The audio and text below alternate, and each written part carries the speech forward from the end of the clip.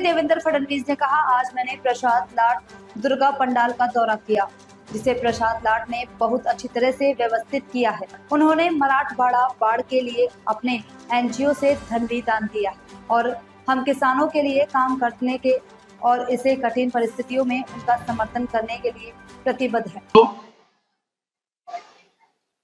माझी आई अंबेच्या, आई जगदंबेच्या, महाकालीच्या, महादुर्गेच्या, महामहालक्ष्मीच्या चरणी प्रार्थना आहे की आईने आपल्या सर्वांनाच शुभाशीर्वाद द्यावा, सर्वांच्या जीवनामध्ये सुख, समाधान, आरोग्य, ऐश्वर्य द्यावं, सर्व संकटांचा सामना करण्याची शक्ती आपल्याला द्यावी, आपला देश, आपलं राज्य आणि आपलं शहर याच्या सर्वांगीण विकासाकरता आईचा आशीर्वाद आपल्याला सर्वांना प्राप्त व्हावा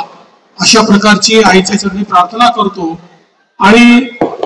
मराठवाड्यामध्ये जो महापूर आला तिथल्या शेतकऱ्यांच्या मदतीकरता